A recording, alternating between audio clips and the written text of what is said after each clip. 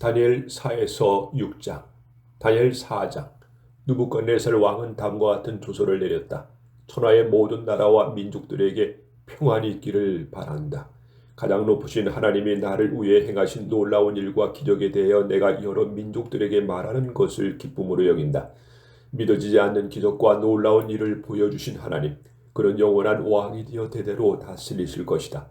나 느부갓네살 왕은 궁전에서 평안히 지내다가 무서운 꿈을 꾸었는데 나는 잠자리에 누워 생각하는 중에 이상한 환상으로 몹시 번민하였다. 그래서 내가 바빌론에 있는 모든 박사들을 불러 그 꿈을 해몽하라고 명령하였다. 점쟁이와 마법사와 무당과 점성가들이 들어왔을 때 내가 그 꿈을 말했으나 그들은 내 꿈을 해몽하지 못하였다. 그 후에 내 신의 이름을 따서 베들사살이라고 하는 다니엘이 들어왔다. 그에게는 거룩한 신들의 영이 있었다. 그래서 나는 그에게 이렇게 말하였다.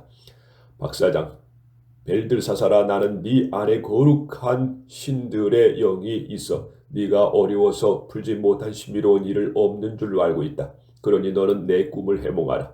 내가 잠자리에 누워서 본 환상은 이렇다. 내가 보니 땅의 중앙에 큰 나무 하나가 있었다. 그 나무는 점점 크게 자라서 그 끝이 하늘에 닿아 세상의 모든 사람들이 볼 수 있는 정도였다.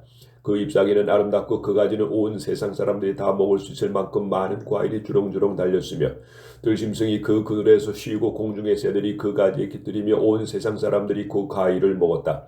내가 또 잠자리에 누워 환상 가운데 보니 하늘에서 한 천사가 내려와 큰 소리로 이렇게 외쳤다. 그 나무를 베고 가지를 찢고 잎사귀를 떨며 그 열매를 흩어버리고 짐승들을 그 나무 아래서 몰아내고 새들을 그 가지에서 쫓아내어라. 그러나 구루터기는 땅에 남겨두고 철과 놋줄을 잡아맨 채 풀밭에 그대로 두어라.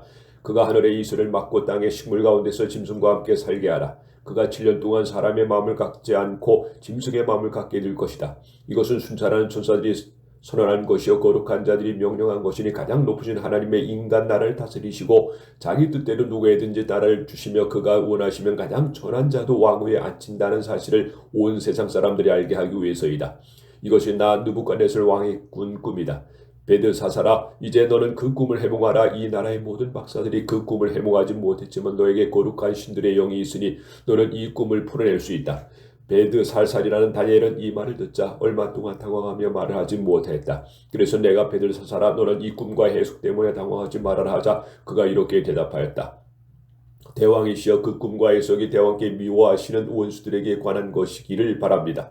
왕이 보신 그 나무가 크게 자라서 그 끝이 하늘에 닿아 세상 모든 사람들이 다 볼 수 있게 되었으며 그 잎사귀는 아름답고 그 가지는 온 세상 사람들이 다 먹을 수 있을 만큼 많은 과일이 주렁주렁 달렸으며 들짐승이 그 그늘에서 쉬고 공중의 새들이 그 가지에 깃들였다고 하셨는데 왕이시여, 이 나무는 바로 왕이십니다. 대왕께서는 점점 강성해져서 왕의 위대하심이 하늘에 닿았고 왕의 권세는 땅 끝까지 미쳤습니다. 또 대왕께서 보시는 가운데 하늘에서 한 천사가 내려와 그 나무를 베어 없애버려라. 그러나 구루통에는 땅에 남겨두고 철과 놋줄로 잡으면 제 불밭에 그대로 두어라. 이 사람이 하늘의 입술을 맺고 7년 동안 들짐승과 함께 살게 왕이시여, 그 해석은 이렇습니다. 이것은 가장 높으신 하나님이 왕에게 일어날 일을 선언하신 것입니다. 대왕께서는 인간사에서 쫓겨난 들짐승과 함께 살게 될 것이며 7년 동안 소처럼 풀을 먹고 이슬에 젖을 것입니다. 그때 왕은 가장 높으신 하나님의 인간 나라를 다스리시며 누구에게든지 그가 원하는 자에게 나라를 준다는 사실을 알게 될 것입니다. 또 전사들이 그 두루터기는 남겨두라고 명령하였는데 이것은 하나님이 온 세상을 다스린다는 사실을 왕이 인정할 때 대왕께서 나라를 뒤찾게 될 것을 뜻합니다. 그러므로 왕이시여, 제 말을 들으십시오. 지금이라도 죄를 버리고 옳은 일을 행하며 가난한 자에게 자비를 베푸십시오. 그러면 왕이 계속 번영을 누리실 것입니다.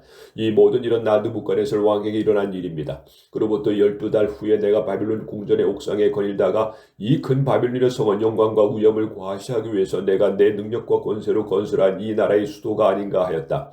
이 말이 미처 끝나기도 전에 하늘에서 이러한 음성이 들려왔다. 느부갓네살 왕아, 내가 하는 말을 들어라. 너의 왕권은 너에게 떠났다. 네가 인간사에서 쫓겨난 7년 동안 들짐승과 함께 살며 소처럼 풀을 먹을 것이다. 그러면 너는 가장 높으신 하나님이 인간 나라를 다스리시며 누구에게든지 그가 원하는 자에게 나라를 준다는 사실을 알게 될 것이다.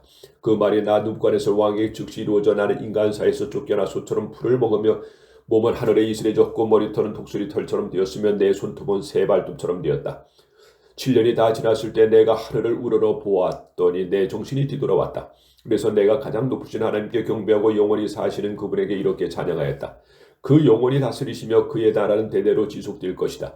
그런 세상의 모든 사람들을 아무것도 아닌 것처럼 여기시며 하늘에 있는 총사들이나 땅에 있는 사람에게 자기 뜻대로 행하시는 그의 뜻을 거역하거나 그가 행하시는 일을 물어볼 자가 아무도 없구나. 내가 그 이성을 뒤찾게 되었을 때 내 명예와 위엄과 내 나라의 영광이 나에게 뒤돌아왔으며 내 신하들과 귀족들이 나를 영접하고 나는 다시 왕위에 앉아 이전보다 더 큰 영광을 누리게 되었다. 그래서 나부갓네살 왕은 지금 하늘의 왕을 찬양하며 높이고 그분에게 영광을 돌리고 있다. 그는 진실하고 의로운 일을 행하시며 교만한 자를 낮추시는 분이시다. 다니엘 5장. 벨사살 왕이 큰 잔치를 베풀고 1000명의 귀빈을 초대해 그들과 함께 술을 마시고 있었다. 벨사살 왕이 술을 마시다가 자기 아버지 느부갓네살 왕이 예루살렘 성전에서 가져온 금은 그릇들을 가져오라고 명령하였다. 이것은 그의 귀빈들과 그의 아내와 첩들이 그것으로 술을 마시기 위해서였다. 즉시 그 금은 그릇을 가져오자 왕과 귀빈들과 왕의 아내와 첩들이 그것을 술로 마시고 금과 은과 구리와 철과 나무와 돌로 만든 신들을 찬양하였다. 그때 갑자기 사람의 손가락이 나타나서 왕궁의 촛대 맞은편 서키면에 글자를 쓰기 시작하였다. 왕은 그것을 지켜보다가 너무 무서워 얼굴이 창백해지며 다리를 후두를 떨기 시작하였다. 왕은 크게 소리를 질러 점쟁이와 마법사와 점성가를 불러오게 하여 바빌론의 이 박사들에게 이렇게 말하였다. 누구든지 이 글자를 읽고 그 뜻을 나에게 말하는 자에게는 자색 옷을 입히고 그에게 그 목에 금사슬을 걸어주며 그를 나라의 제3인자가 되게 할 것이다. 그러나 그 박사들 가운데 그 글자를 읽거나 해석하는 자가 한 사람도 없었다. 그러자 벨사살 왕은 더욱 놀란 얼굴빛이 변하고 거기에 모인 귀빈들도 당황하였다. 그때 왕의 어머니가 일어나 이를 듣고 연희장에 들어와 벨사살 왕에게 말하였다. 내 왕이여 오래오래 사시기 바랍니다. 왕은 그처럼 놀라거나 당황하지 마십시오. 왕의 나라에 거룩한 신들의 영이 있는 사람이 있습니다. 그는 왕의 아버지 때에 영리하고 총명하여 신들의 지혜와 같은 지혜를 가진 자로 알려졌습니다. 그래서 왕의 아버지 느부갓네살 왕은 그를 점쟁이와 마법사와 무당과 점성가를 다스리는 박사장으로 삼았습니다. 왕이 베드사살이라고 부르는 이 다니엘은 영민하고 특별한 지혜와 총명이 있어 꿈을 해몽하며 신비로운 일을 밝히고 어려운 문제를 풀어냈습니다. 이제 다니엘이라는 사람이 부르십시오. 그가 그 글자의 뜻을 왕에게 말해줄 것입니다. 그래서 다니엘은 불러왔다. 그가 왕 앞에 나오자 왕이 그에게 이렇게 말하였다. 네가 우리 아버지가 유다에서 포로 잡아온 유다 사람 다니엘이냐? 나는 네 안에 신들의 영이 있어 네가 영리하고 총명하며 비상한 지혜를 가졌다는 말을 들었다. 내가 여러 박사들을 불러다가 이 글자를 해석하라고 하였으나 그들은 해석해내지 못하였다. 내가 들으니 너는 온갖 신비로운 문제를 잘 해석하고 풀어낸다고 하는데 만일 네가 이 글자를 읽고 그 뜻을 나에게 말하면 내가 너에게 자수의 옷을 입히고 금사슬을 목에 걸어주며 너를 나라의 제3인자로 되게 하겠다. 그때 다니엘이 이렇게 대답하였다. 나에게 줄 상과 선물을 왕의 가시든지 아니면 다른 사람에게 주십시오. 그래도 내가 왕을 위해 그 글을 읽고 해석해드리겠습니다. 왕이시여 가장 높으신 하나님은 왕의 아버지 느부갓네살을 위대한 왕이 되게 하셔서 그에게 영광과 위엄을 주셨습니다. 하나님이 그에게 큰 권세를 주셨으므로 모든 나라와 민족들이 그를 무서워하고 떨었습니다. 그는 사람을 죽이고 싶으면 죽이고 살리고 싶으면 살렸으며 누구든지 높이고 싶으면 높이고 낮추고 싶으면 낮추었습니다. 그러나 그가 교만하여 교만하게 행함으로 하나님이 그를 왕위에서 물러나게 하고 그의 영광을 빼앗았습니다. 그래서 그는 인간사에서 쫓겨났으며 그의 마음이 들짐승의 마음과 같이 되어 들나귀와 함께 살고 소처럼 풀을 먹으며 그의 몸은 하늘의 이슬에 젖었습니다. 결국 그는 가장 높으신 하나님이 인간 나라를 다스리시며 누구에든지 자기가 원하는 자가 나라를 준다는 사실을 인정하게 되었습니다. 벨사살 왕이시여 왕은 그의 아들이 되어 이 모든 일을 알고도 겸손하게 자신을 낮추지 않고 오히려 하늘의 주를 거역하며 성전 그릇을 가져다가 귀빈들과 왕의 아내와 첩들과 함께 그것으로 술을 마시고 금과 은과 구리와 철과 나무와 돌로 만드신 곧 보지도 못하고 듣지도 못하고 아무것도 알지 못하는 신들을 찬양하였습니다. 그러면서 왕은 왕이 살고 죽는 문제와 왕이 행하는 모든 일을 결정하시는 하나님에게 영광을 돌리지 않았습니다. 그러므로 하나님이 그 손가락으로 이 글을 쓰게 하셨습니다. 기록된 글자는 메네 데겔 우바르신입니다. 그 뜻을 해석하면 메네는 수를 센다는 말인데 이것은 왕이 통치하는 날수를 하나님이 세어서 이미 그것을 끝나게 하셨다는 것을 가리킵니다. 데겔은 저울에 달리는 말이며 왕이 하나님의 저울에 달린 것과 표준에 미치지 못했다는 것을 뜻합니다. 그리고 바르시는 나누었다는 뜻입니다. 이것은 왕의 나라가 나누어져 메디아와 페르시아 사람에게 주어질 것을 가리킵니다. 그러자 즉시 벨사살 왕은 다니엘에게 자수의 옷을 입히고 금사슬을 목에 달아주라고 명령하였으며 또 왕은 조서를 내려 그를 다니엘의 제3인자로 삼았습니다. 그날 밤에 바빌론의 벨사살 왕은 죽음을 당하였고 메디아 사람 다리우스가 권력을 장악했는데 그때 그의 나이는 62세였습니다. 다니엘 6장.